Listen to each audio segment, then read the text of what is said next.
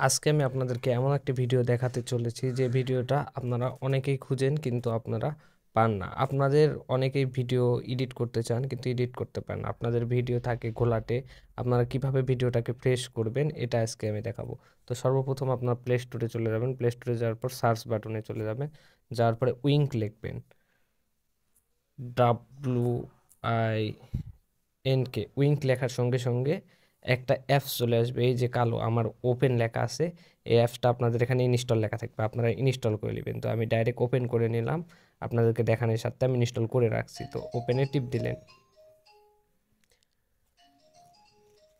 এখানে এসে কি করবেন সেটাই আমি দেখাই। সর্বপ্রথম দেখেন এখানে ইমেজ কোয়ালিটি এইচডি লেখা আছে, এই ইমেজ কোয়ালিটির উপর একটা টিপ দিবেন।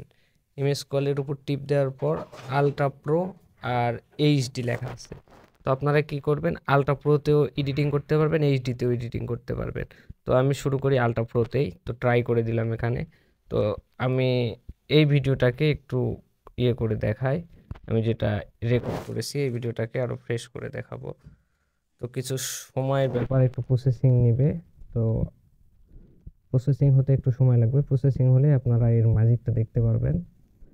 আর অবশ্যই অবশ্যই আমার ইউটিউব চ্যানেলটিকে সাবস্ক্রাইব দিয়ে রাখবেন, আর ভিডিওটিকে লাইক করবেন, শেয়ার করবেন, কমেন্ট করে পাশে থাকবেন। প্রসেসিং হোক ততক্ষণ। প্রসেসিং হয়ে গেলে আমি আপনাদেরকে দেখাচ্ছি কিভাবে কি করতে হয় খুব সহজেই। তো একটু সময় নেবে প্রসেসিং হতে, আপনারা একটু ওয়েট করবেন। আমি আপনাদেরকে আগেই বলেছিলাম একটু সময় নেবে এই প্রসেসিংটা হইতে। তো 2-1 সেকেন্ডের মধ্যে আমাদের প্রসেসিংটা কমপ্লিট হয়ে যাবে।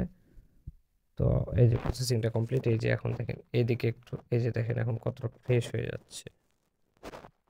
এই যে এটা খোলা ছবিতেই বুঝতে পারবেন, আপনারা যখন এডিটিং করবেন তখন বুঝতে পারবেন যে এই খোলা ছবিতে এটার কতটা কার্যকরী।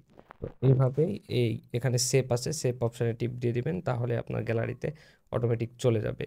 তো এইভাবেই এই অ্যাপসটি থেকে ভিডিও এডিটিং করা যায়। ভিডিওটি ভালো লাগলে চ্যানেলটিকে সাবস্ক্রাইব করবেন। সকলকে ধন্যবাদ।